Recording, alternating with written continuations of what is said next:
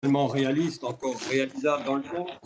Parlerons-nous des réalités et des options qui ont pu favoriser, accélérer, freiner certains thèmes, notamment au sein du trilogue, en fonction de la conjoncture, voire peut-être de certaines élections internes. Et pour reprendre des termes de management, pour en terminer, peut-être aborderons-nous certaines appréciations de pilotage en identifiant, expliquant, voire notant les actions réussies et celles qui mériteraient encore peut-être de l'attention et de la continuité avec d'autres effets de levier. Même à la fin du processus de 6 mois, est-ce qu'il faut s'arrêter là dans une logique d'équilibre d'équipe responsable, je dirais, aussi avec des regards, des sensibilités, des positionnements géographiques. On voit, les pays ne voient pas forcément l'Europe avec les mêmes lunettes et des tailles différentes vis-à-vis d'un Conseil européen aussi, comme on dit en management, leader et porteur de sens aussi, et au sein même d'un, bien rappelé ce poème sur le serment, au sein même d'un diamant européen de 2017, comme je le rappelle également. Voilà, donc je vais m'arrêter là et je vais tout de suite laisser la parole à son Excellence l'ambassadeur d'Allemagne pour donc, le bilan de la présidence. Merci. Et merci beaucoup, cher François-Charles, pour me donner la possibilité de parler un peu de nos présidences respectives. Mais tout d'abord, je dois dire qu'il y a apparemment un problème du son. Il me semble que pas tout le monde a été sans micro, donc il y a toujours un son très difficile. Oui, on le rappelle à chaque fois, mais... Bon. Voilà, merci de le rappeler, Votre Excellence, merci. Ok, bon, quelques mots sur notre présidence. Donc, tout d'abord, il faut noter que notre présidence a été fortement marquée, bien évidemment, par la crise pandémique, sur le plan du mode de travail, bien évidemment, mais aussi en ce qui concerne la substance. En ce qui concerne le mode de travail, il me semble que toute notre planification a été bouleversée par la crise et en plus, donc la plupart des formats, des réunions ont lieu donc en forme virtuelle, donc ce qui a fortement changé donc les échanges. Donc c'était assez complexe et difficile, mais néanmoins notre bilan est plutôt positif. Donc je pense qu'on peut tirer un bilan positif de notre présidence dans les défis énormes. Nous avons avancé donc dans la gestion de la crise pandémique, mais aussi en ce qui concerne notre effort visant à un renforcement de la souveraineté européenne. En ce qui concerne la crise pandémique, je pense qu'il était très important qu'on a réussi donc à trouver des chemins communs pour faire face à la crise, notamment donc notre effort d'achat commun des vaccins. Donc la Commission a joué un rôle très important en ce qui concerne cet effort. Bien évidemment, il y a pas mal de critiques, mais à notre avis, c'était une décision tout à fait justifiée. Deuxièmement, donc on a établi cette pratique des réunions régulières au niveau des chefs d'État et de gouvernement, donc en visioconférence. Ça, il me semble aussi contribuer à une coordination fortement intensifiée. Sur le cadre, sur l'aspect financier et économique, donc il s'agit encore de maîtriser la crise économique émanant de la crise pandémique. Et donc c'était sur la base d'une initiative franco-allemande conjointe que l'Union européenne s'est accordée sur une réponse exceptionnelle à une crise exceptionnelle par le Fonds de relance. avec ces 750 milliards d'euros. C'était inédit, c'était un succès historique et maintenant il s'agit de faire un usage rapide et efficace de l'énorme potentiel de ce fonds. En principe, il s'agissait donc de conjuguer la gestion des crises à court terme et la construction de l'avenir de l'Europe à long terme. Et sous notre présidence, nous avons créé les conditions pour cela dans le budget pluriannuel de l'Union européenne. Et le volume de ce cadre pluriannuel est aussi inédit, un peu plus qu'1 billion d'euros. Et pour nous, il était très important de mettre l'accent sur les investissements durables et la prise économique, c'est-à-dire 30% des dépenses seront affectées à la protection du climat et la transformation numérique, bien évidemment, est un autre thème clé dans ce contexte. Il est clair que le fonds de relance et le budget à long terme de l'Union européenne doivent renforcer la confiance dans l'Europe, mais la confiance dans l'avenir de l'Europe suppose également que nous continuons après la crise à consolider nos budgets. Autre thème très important, c'était le Brexit, c'est-à-dire dans les derniers jours de notre présidence, nous avons conclu avec le Royaume-Uni un accord important, inédit aussi. Jamais encore l'Union européenne n'avait signé un accord aussi complet avec un pays tiers, et cela tout en préservant pleinement l'intégrité du marché intérieur. Donc, c'était un grand défi, mais donc on a eu, grâce aussi à Michel Barnier et son équipe, donc un succès important. Maintenant, il s'agit de mettre en œuvre cet accord. Il s'agit aussi de se mettre d'accord avec la Grande-Bretagne sur la question des services financiers et aussi de trouver donc un cadre pour la coopération en matière de politique étrangère et de sécurité. Autre point très important pour notre présidence, c'était la question du climat. Et nous sommes heureux que le Conseil européen soit également parvenu à un accord sur un nouvel objectif climatique très ambitieux. D'ici 2030, les émissions de gaz à effet de serre devront baisser d'au moins 55% en Europe, c'est-à-dire 5 ans après la COP 21. Nous réaffirmons ainsi le rôle pionnier de l'Europe dans la lutte contre le changement climatique. Donc, c'est une avancée importante dans le cadre de la transformation verte de l'Union européenne.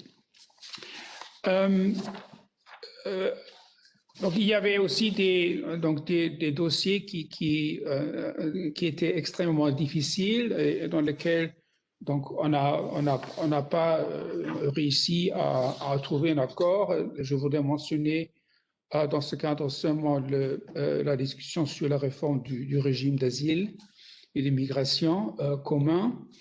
Bien évidemment, nous avons essayé, n'est-ce pas, d'avancer la discussion là-dessus.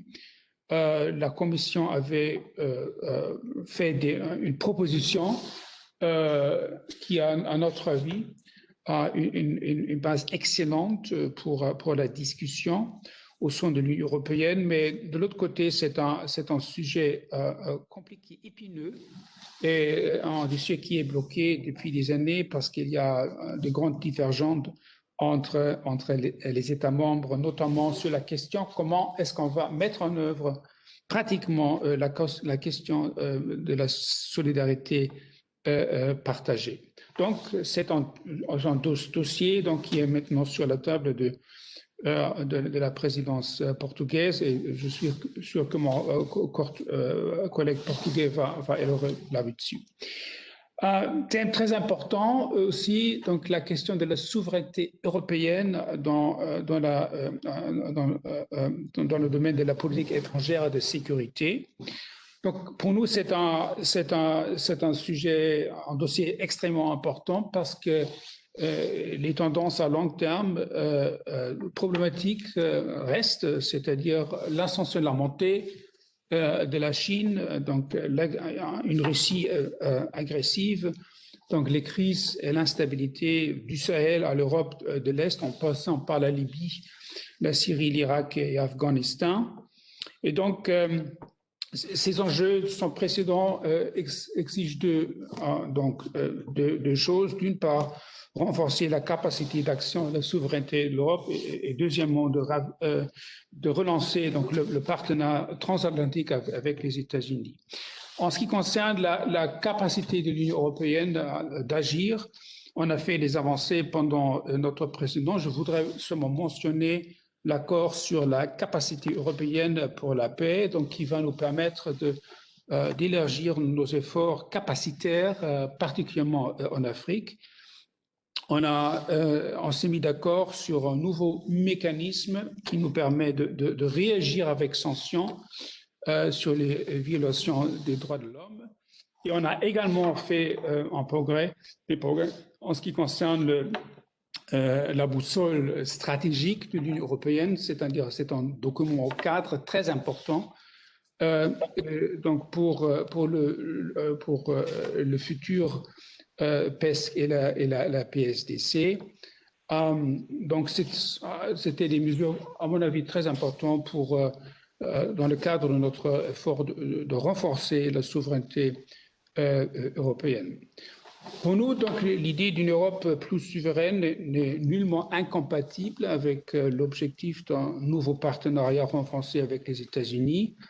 Au contraire, rendre l'Europe capable d'agir par elle-même est un prérequis pour un partenariat transatlantique plus équilibré. Et là-dessus, donc Paris et Valence sont tout à fait d'accord.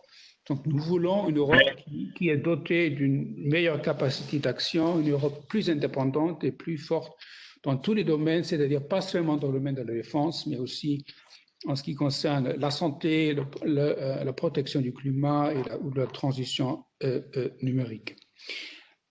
Et ça nécessite une vision commune des Européens à propos de nos défis principaux, de nos stratégies, mais aussi des capacités pour y faire face.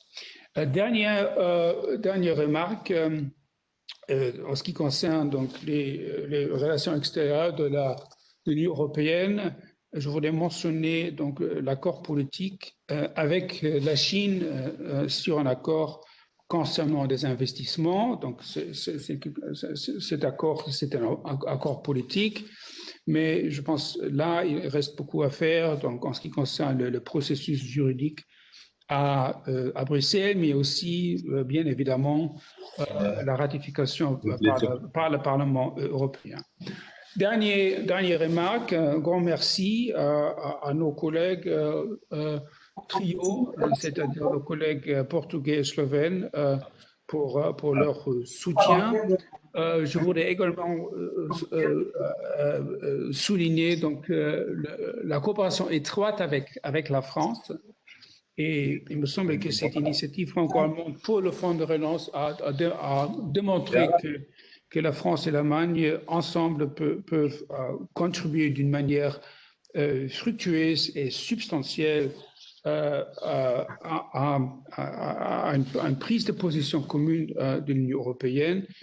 Et soyez sûrs que l'Allemagne restera aux côtés de ses partenaires, donc nos amis portugais, donc dans leurs efforts de faire en sorte que l'Europe puisse arriver à un consensus sur des questions difficiles, et même dans un contexte d'une crise inédite.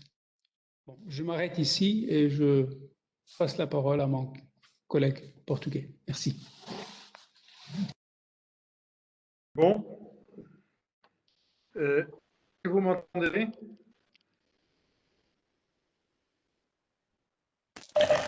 Oui, oui. Bon, évidemment, remercier au RCE et à M. François Charles cette invitation. Et je crois que évidemment, ce sera très utile. Et je remercie Hans-Dieter de m'avoir bien préparé le terrain pour ce que je vais dire ensuite. On a très bien travaillé du point de vue programmatique au trio, c'est vrai.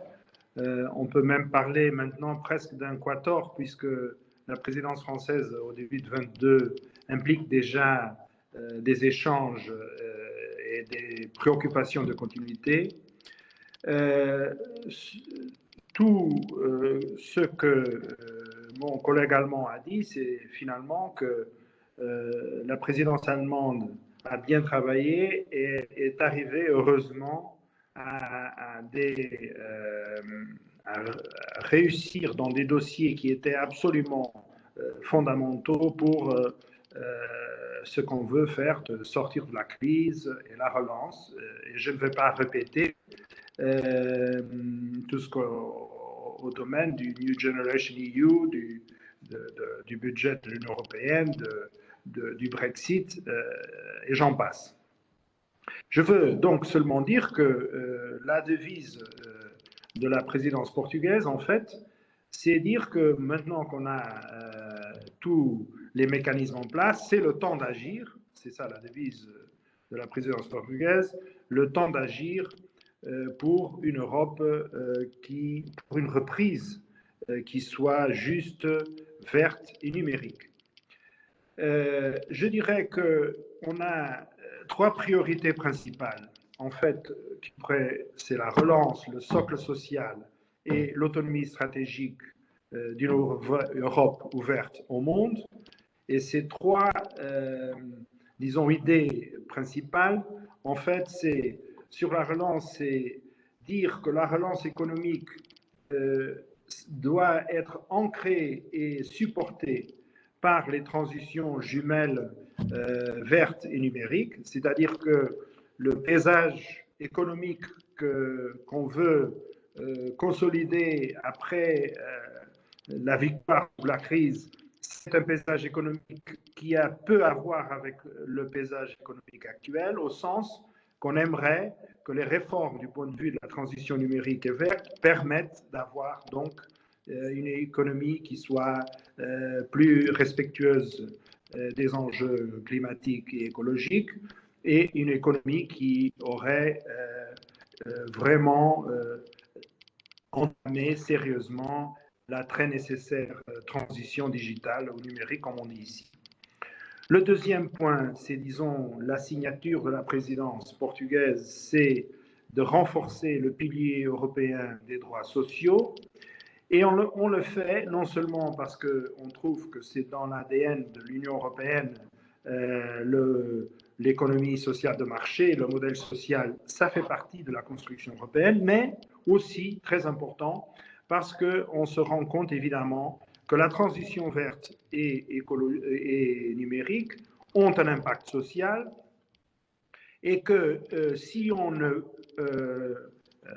prend l'attention nécessaire à cela, donc qu'est-ce qui va se passer, par exemple, des jobs, des emplois qui peuvent être perdus à la mesure qu'on chemine dans la direction de différents emplois, dans le numérique ou dans la transition verte. Donc, il faut que personne ne reste sur le chemin, il faut faire du upskill, de donner d'autres outils aux gens pour qu'ils aient des emplois dans la nouvelle économie, disons.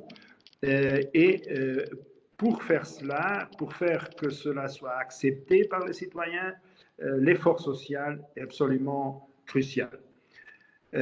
Donc, on veut une transition, oui, mais qu'elle soit juste et inclusive. Le troisième point, c'est donc plutôt sur comment on voit l'Europe, disons, dans son encadrement géopolitique et ce qu'on veut, c'est une autonomie stratégique de l'Europe, mais une autonomie stratégique d'une Europe ouverte au monde, c'est-à-dire on doit évidemment réfléchir sur les leçons de la crise pandémique, mais il faudra que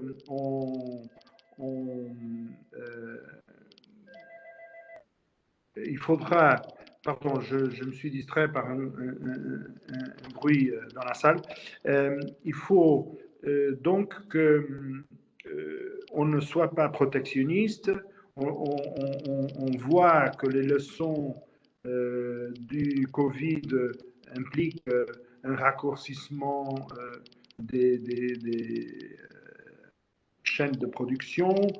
On voit qu'il y a des choses à faire peut-être très rapidement dans la politique industrielle, la politique de compétitivité, mais tout ça dans le sens que mon collègue a dit, c'est-à-dire d'avoir des capacités qui nous permettent de nous-mêmes assumer cette souveraineté européenne, pour utiliser le terme que Berlin préfère. Et c'est le troisième point donc de notre présidence. Je dirais aussi que cela se décline en trois aspects marquants que j'aimerais souligner, qui sont, disons, des exemples de l'attention de ces trois piliers, si vous voulez. D'un côté, la relance, c'est absolument fondamental qu'on ait l'approbation des plans nationaux de relance. Cela suppose qu'on rapidement ratifie la décision des ressources propres dans tous les États membres. Mon Premier ministre a écrit à tous ses collègues du Conseil européen pour bien souligner l'importance de le faire rapidement. Nous l'avons déjà ratifié, la France l'a fait le vendredi dernier. Il y a donc l'idée que si tous les plans sont, vous savez qu'il y a un processus qui implique aussi la Commission, le Conseil européen, mais si tous les plans nationaux sont approuvés à la fin du printemps, on pourra avoir le début du déboursement de ces très importants et historiques moyens qui ont été débloqués avec le New Generation EU et qui, donc, ça pourrait commencer à avoir ces appuis financiers à la fin du semestre. Dans le côté social, l'événement principal, c'est le sommet social qu'on va avoir à Porto le 7 mai, qui sera une occasion de réunir pratiquement tous les acteurs intéressés, institutions, le monde politique, les partenaires sociaux, la société civile, pour réfléchir justement ce que j'ai dit sur comment on fait marcher l'Europe dans la direction d'une économie verte et numérique, ayant bien conscience des implications sociales et de ce qu'il faut faire.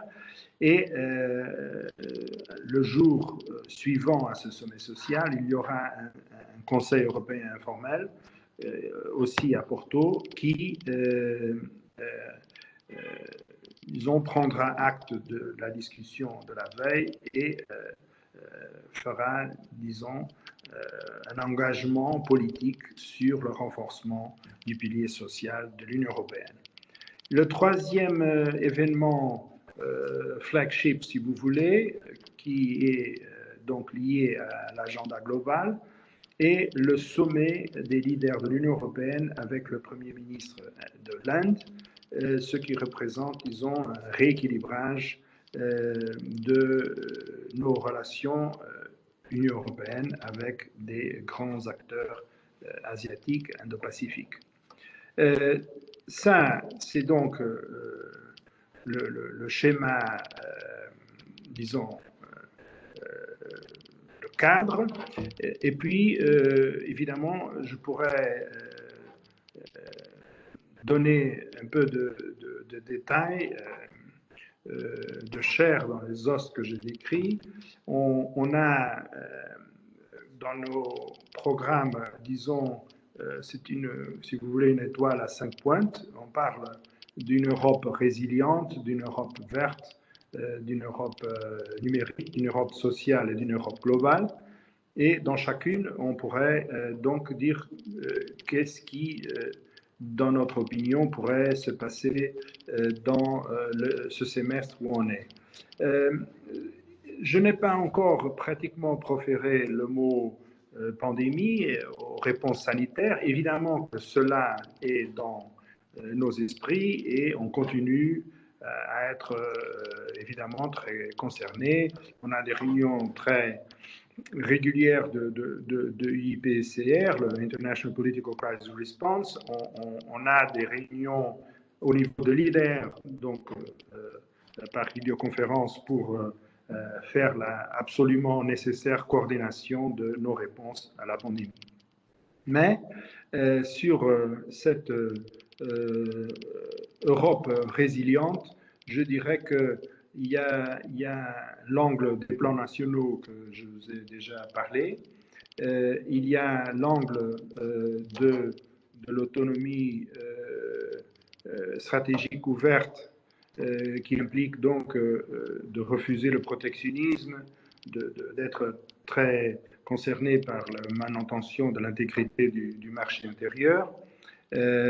Et aussi, si vous voulez, j'aime toujours souligner cet aspect, les champions européens, c'est bien, mais ce n'est pas la panacée, ce n'est pas la réponse. Ce que c'est hautement important, c'est de rappeler qu'une des richesses du tissu économique européen, c'est vraiment les réseaux qui impliquent les petites et moyennes entreprises, les grandes entreprises, les universités. Ce sont les réseaux qui nous permettront d'avoir les augmentations de compétitivité qui sont absolument nécessaires. La résilience a donc un angle sanitaire. On travaille, comme vous savez, dans plusieurs idée de renforcer en fait l'union de la santé, les agences qui sont concernées. Je pourrais dire des détails si vous voudrez. Il y a aussi pour la résilience l'angle très important des valeurs fondamentales. Il ne faut pas oublier que nous avons une Europe de principes, de défense de l'état de droit, les valeurs de la démocratie, du pluralisme du média. Et dans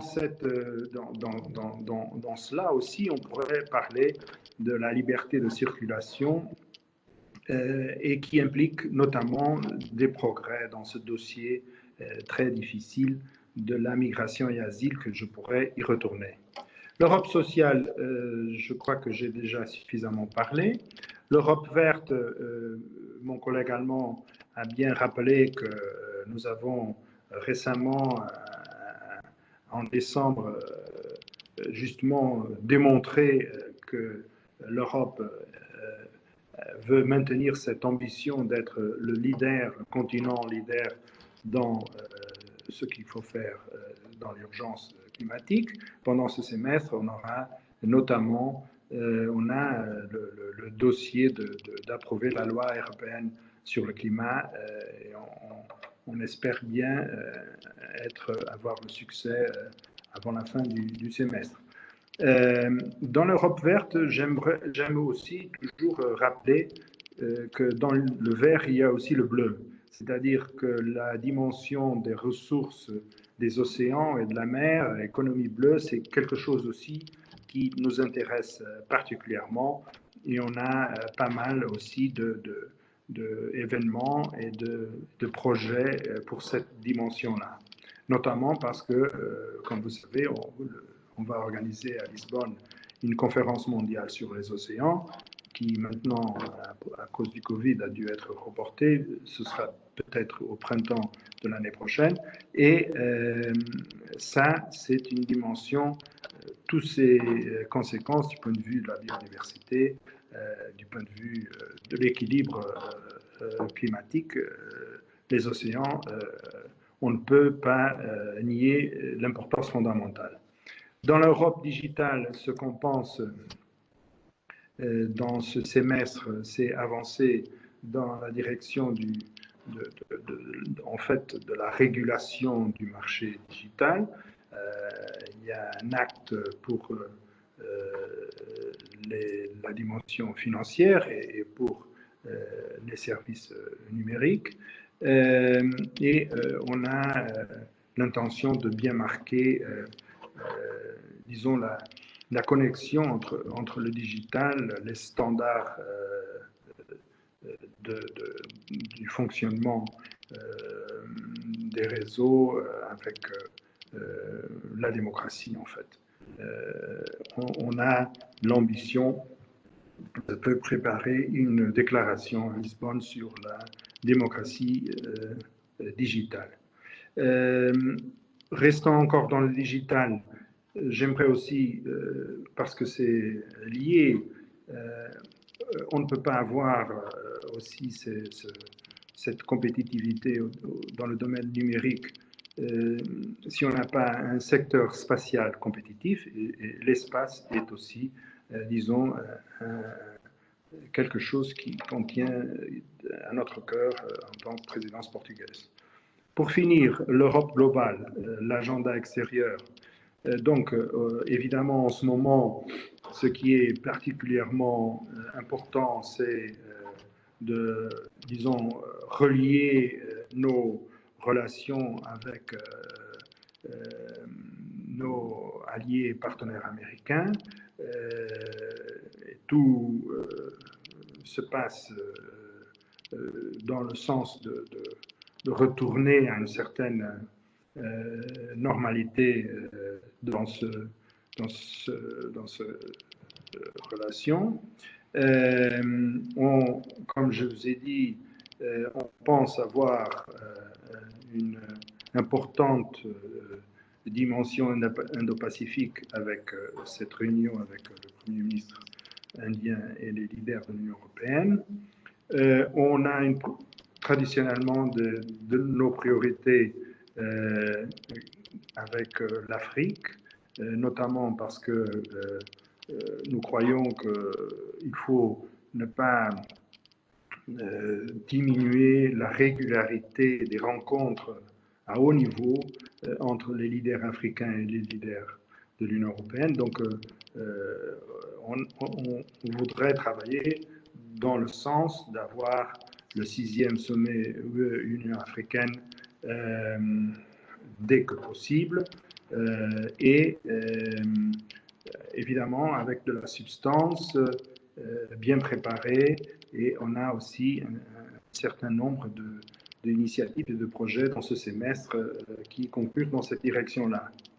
On est aussi très prenant d'un nouvel élan de la relation avec le voisinage au sud. On aimerait, disons, avoir quelque chose, un format plus près de ce que l'Europe a, par exemple, avec dans le partenariat oriental. Donc, on voudrait, avec les voisins du Sud, aller dans cette direction.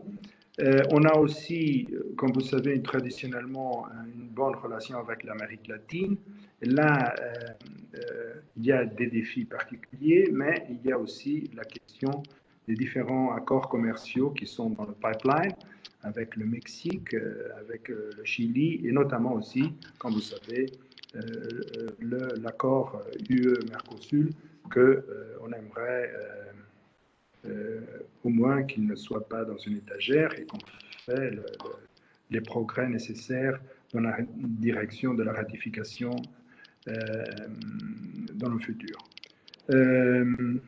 Pour terminer ce chapitre, disons, évidemment qu'on est tous très intéressés dans les relations avec le Royaume-Uni.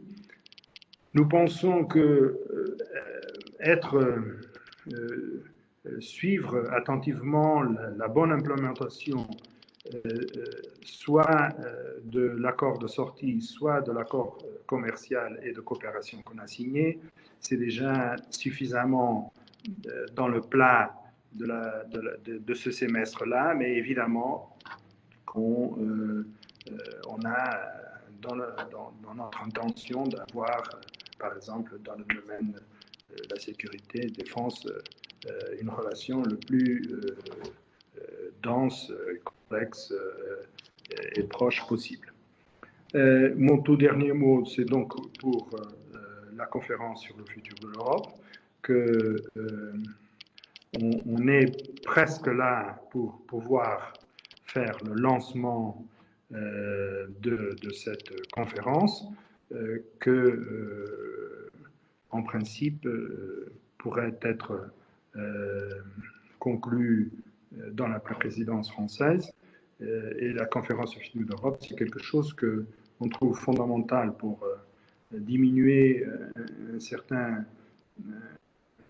fossé qui existe entre les citoyens et les institutions et ce que l'Europe veut faire. On espère bien que cette conférence permettra justement d'impliquer plus les citoyens dans la construction européenne, mais surtout pour des choses concrètes qui intéressent les citoyens. Et donc, nous disons que si on allait plutôt discuter des questions institutionnelles ou même constitutionnelles, alors là, les citoyens décrocheraient. Donc, il faudra vraiment cibler ce qui vraiment intéresse aux citoyens. Excusez-moi, j'ai parlé trop, mais je crois que j'ai c'est très, très bien. Parfait. Merci bien. Merci, Votre Excellence. Alors, je vais passer très rapidement à ma question traditionnelle de baguette magique. Et après, il y a pas mal de questions. On a vu des interventions assez, je dirais, communes et complémentaires.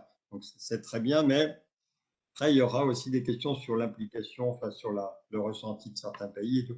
Si vous aviez chacun, hein, si je vous donnais ma baguette magique que je donne bien volontiers en séance, c'est pas une baguette pour réaliser des choses irréalisables, mais c'est simplement pour gagner du temps, passer au-delà de certaines réalités.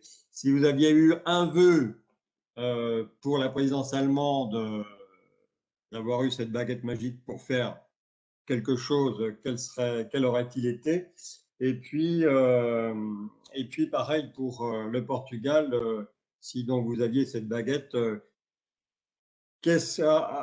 pourquoi est-ce que vous vous en serviriez pour réaliser quelque chose de prioritaire qui vous semble prioritaire dans cette présidence? On va donner l'ambassade d'Allemagne.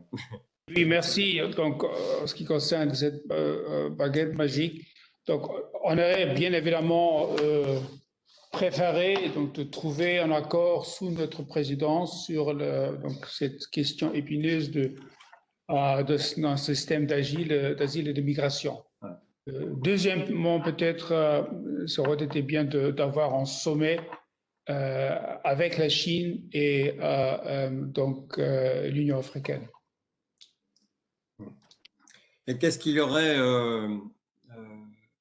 quels sont les éléments que ça aurait pu apporter finalement pour que ça marche? Bon, en ce qui concerne ces sommets, donc le fait qu'on a reporté ces sommets, c'était dû à la pandémie, n'est-ce pas? Donc, on aurait préféré une présidence sans pandémie.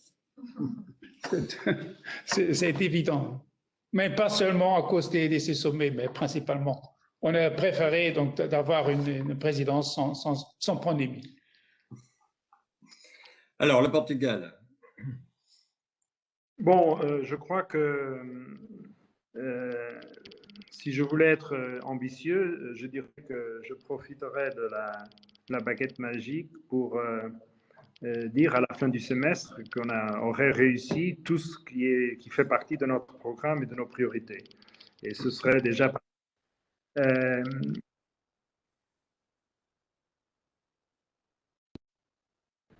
J'entends plus.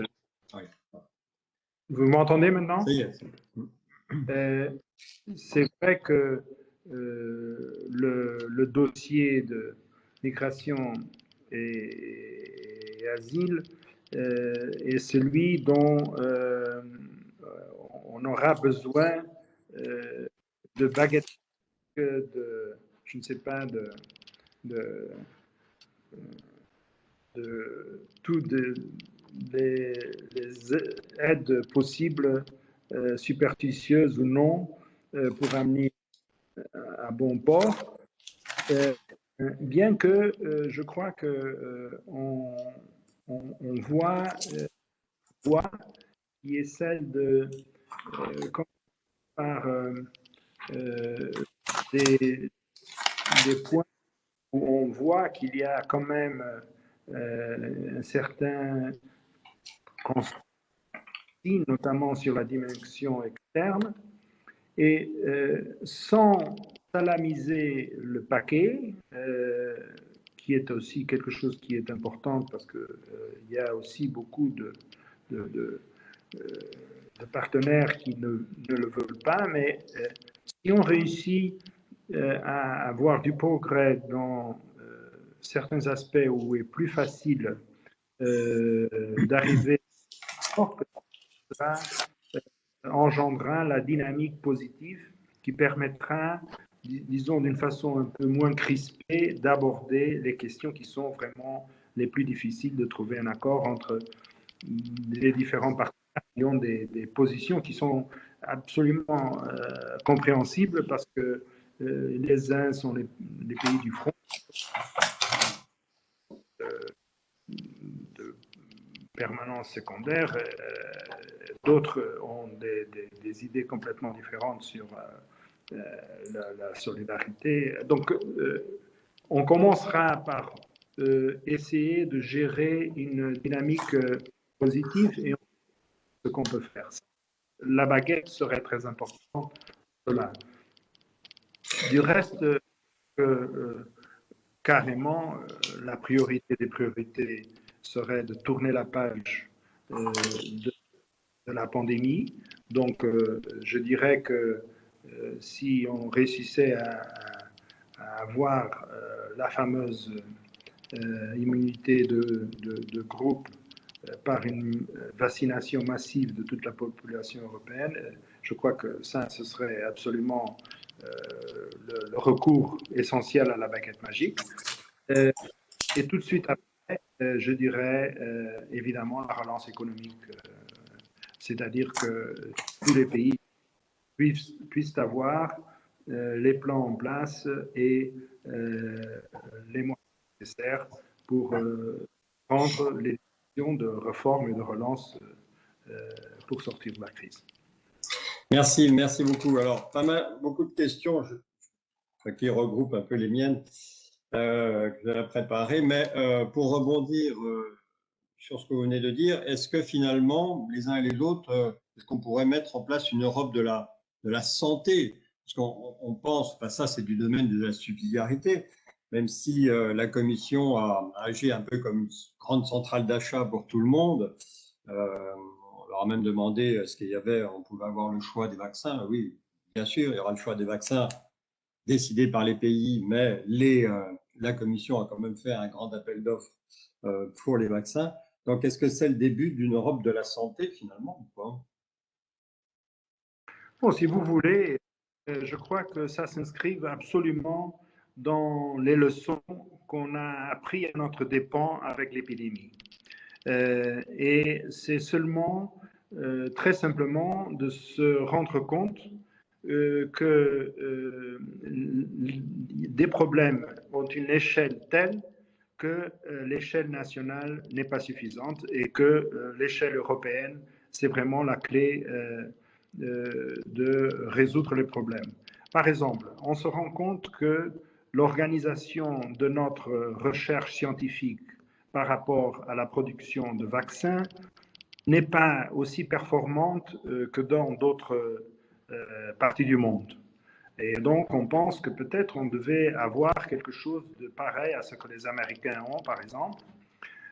On a compris que le centre de contrôle de maladies qui existe depuis des décennies à Atlanta, aux États-Unis, et c'est un modèle qu'on devrait renflouer. On a aussi ce centre de contrôle de maladies qu'il faut lui donner vraiment l'étoffe d'une importante agence européenne.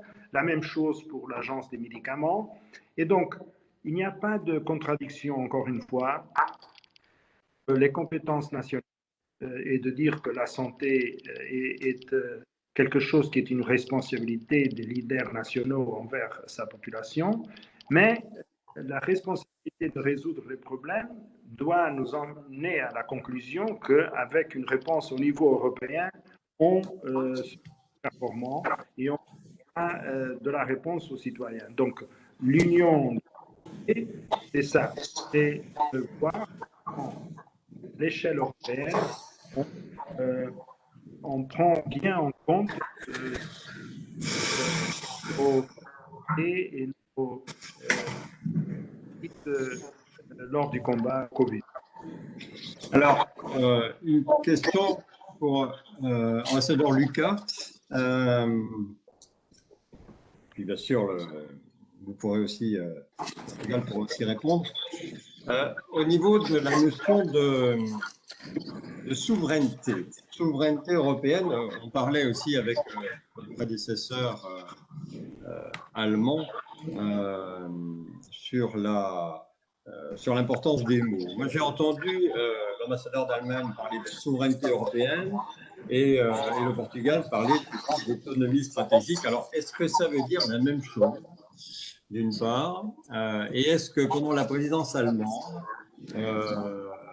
vous avez ressenti, quand je parlais d'interdépendance entre les pays et les groupes de pays en interne, est-ce qu'on a un baromètre, un indicateur qui montre que, est-ce que tous les pays, on parle de la limite franco-allemande souvent, mais l'Europe, c'est pas que franco-allemand, est-ce que tous les pays sont un peu dans cette dynamique-là et puis est-ce qu'il faudrait cette baguette magique et pour faire quoi?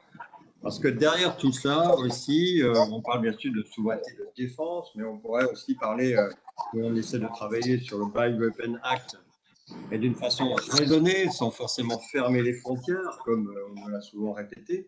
C'est plutôt la question de se poser la question plusieurs fois plutôt que de fermer les frontières. Et maintenant, il faut faire des interdépendances, notamment dans le numérique, avec certains outils états-uniens tant qu'on ne les a pas. Et, oui, il faut les avoir, mais... Et puis aussi sur ce travail, pourquoi pas de segmentation industrielle en disant, une fois pour toutes, quelles sont les bases communes, qui sait travailler sur quoi, voilà. Donc, je reviens sur la question autonomie stratégique, souveraineté européenne. Est-ce que finalement ce sont les deux mêmes mots et quelles sont les sensibilités à travers l'Europe qui font que ça avance ou que ça n'avancera pas? Oui, merci beaucoup. C'est une question pertinente et aussi très intéressante. Donc, à mon avis, souveraineté européenne et autonomie stratégique, ça va dans le même sens. Donc, la substance et le contenu de ces deux notions, donc c'est la capacité des Européens d'agir selon leurs intérêts et leurs valeurs. Et ça, je pense que c'est la substance de la souveraineté européenne ainsi que de l'autonomie stratégique. En allemand, donc, autonomie, donc ça veut dire un peu autre chose que souveraineté. C'est la raison pour laquelle on a une certaine préférence pour souveraineté. Mais sur le fond, on est tout à fait d'accord. Je pense qu'il s'agit vraiment de renforcer la capacité de l'Union européenne d'agir dans un monde qui change, n'est-ce pas? Un monde qui est marqué par la concurrence des grandes puissances. Et c'est la raison pour laquelle il faut vraiment faire en sorte que nous pouvons assumer nos responsabilités, mais ça nécessite de créer aussi donc des capacités. Donc, j'ai déjà dit, par exemple, le plan de relance est un moyen, n'est-ce pas, pour élargir notre capacité d'agir. J'ai mentionné donc le plan climatique, le numérique, là.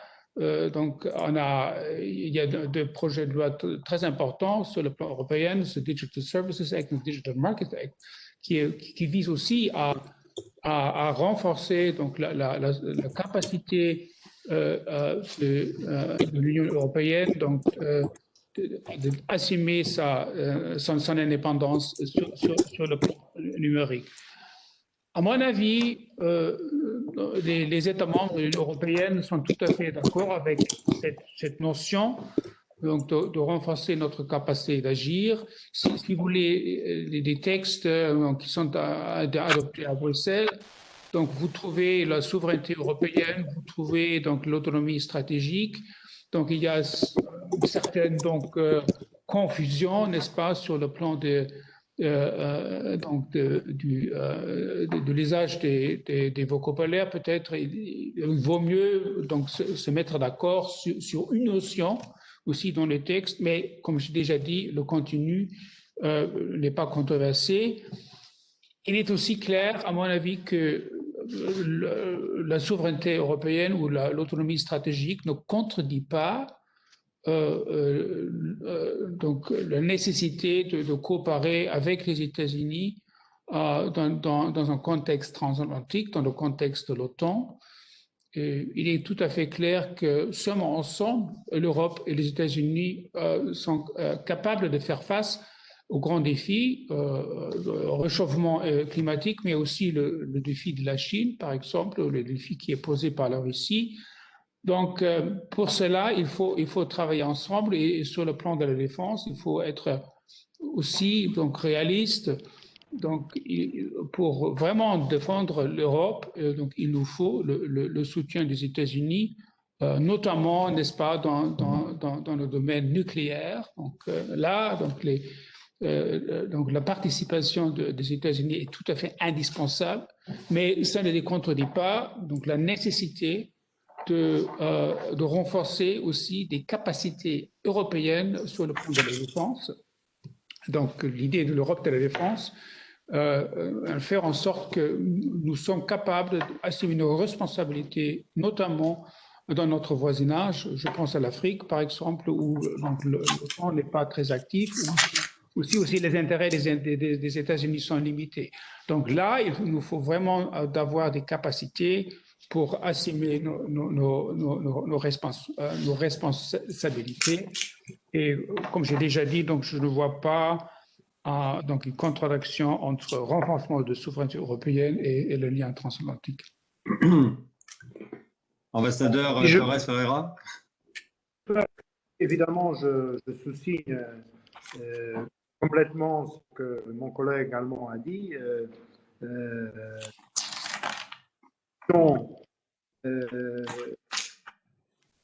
De l'animal est important que le nom qu'on lui donne. Il y a quelques semaines, le ministre Le Drian et il a parlé de l'importance de la crédibilité stratégique de l'Europe. Donc, un troisième dans la même évidemment, comme d'ailleurs je l'ai souligné,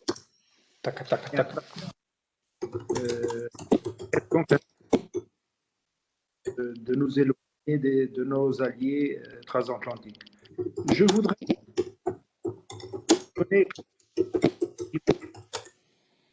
évident ce qui est nécessaire en termes pour l'Europe pour être crédible et donc pour assumer cette autonomie stratégique. Par exemple, est-ce que ce les batteries soient choses qu'on pourrait produire nous-mêmes en Europe? Est-ce que ce serait fondamental ou non que la computation quantique ou la recherche en intelligence artificielle ne soit pas importée, mais soit européenne? Est-ce que ce n'est pas fondamental que la 6G soit européenne?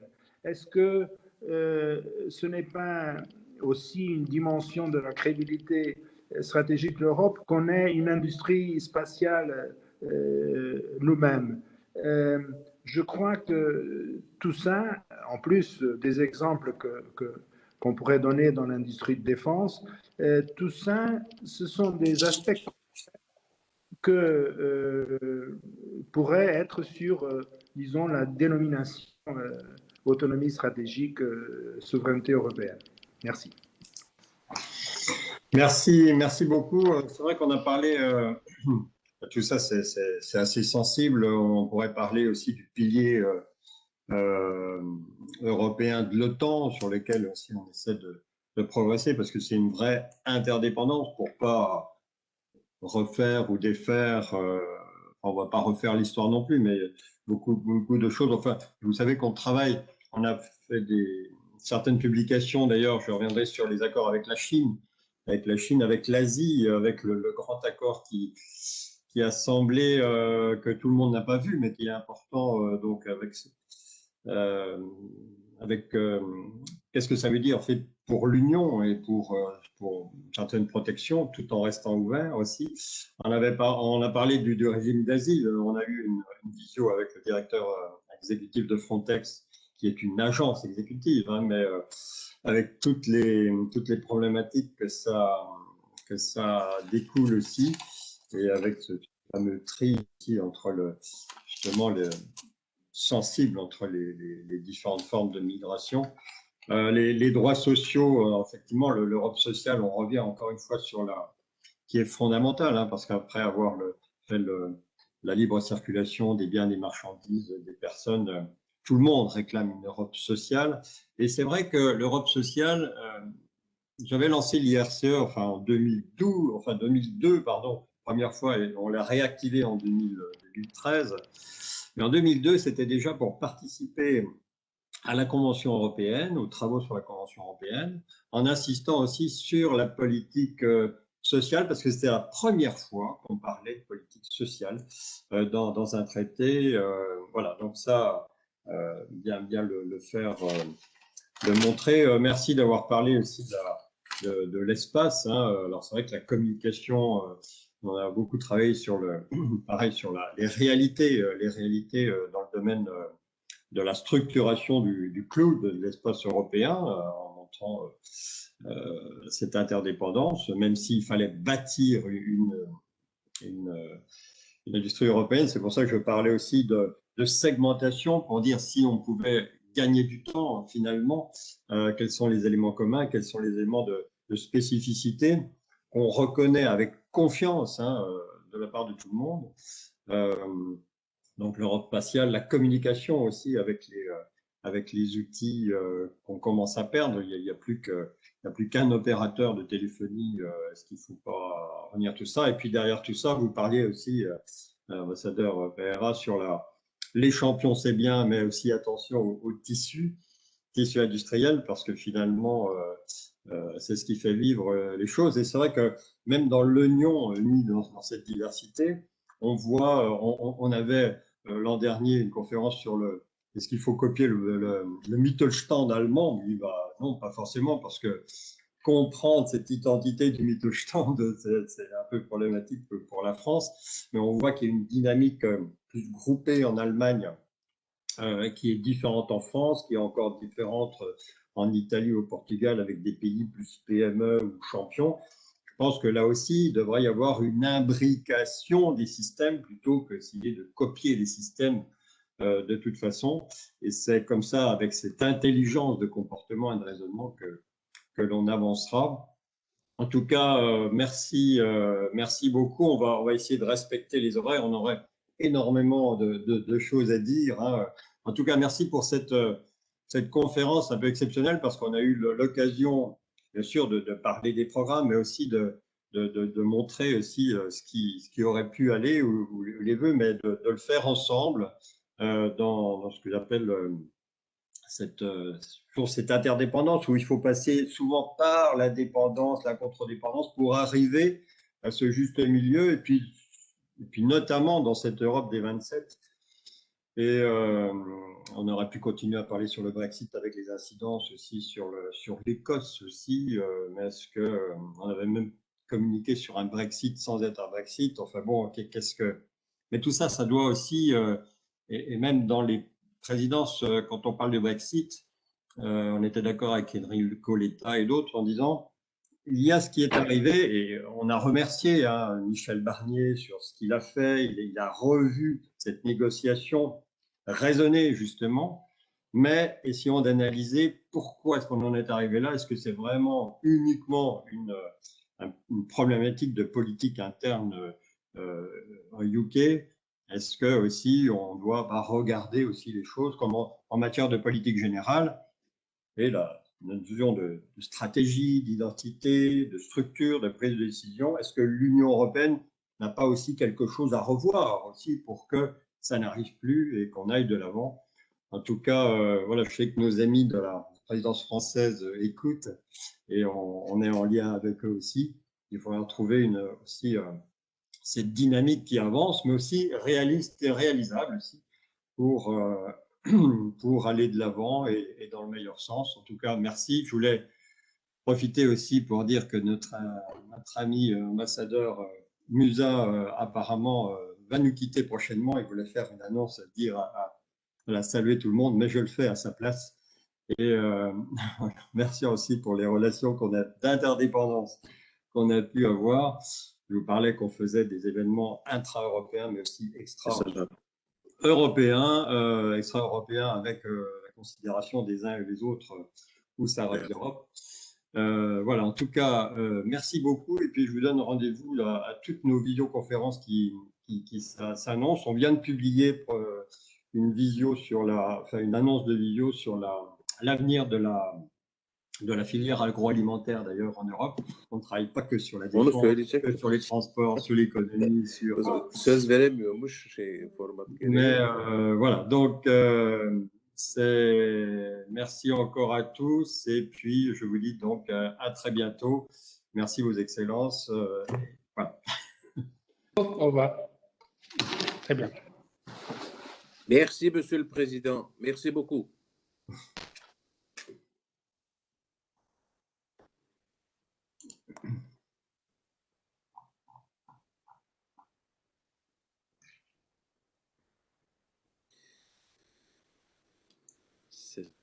Bon, ambassadeur Musa, vous êtes encore en ligne?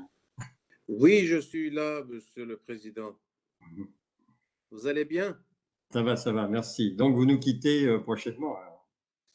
Oui, dans 2-3 semaines, justement, je me suis dit, compte tenu des circonstances particulières dues à la pandémie, malheureusement, je ne pourrais pas faire une réception pour leur travail. Ça m'était venu à l'esprit. Merci pour l'initiative. Et par la même occasion, je voulais saluer un peu tout le monde. Mais vous l'avez fait à ma place. Je vous remercie.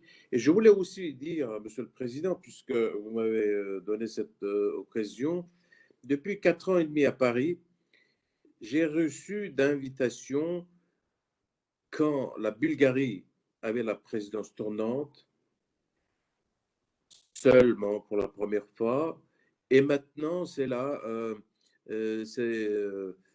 durant la présidence portugaise.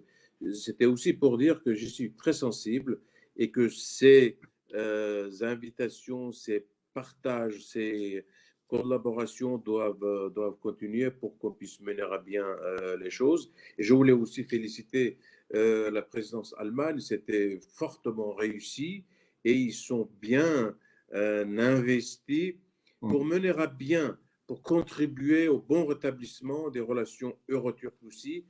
Et ils ont été des véritables honest brokers, comme on dit. C'est quelques éléments que je voulais partager. Mais aussi, je tenais surtout à vous remercier à vous, Monsieur le Président. Vous avez eu l'amabilité de nous inviter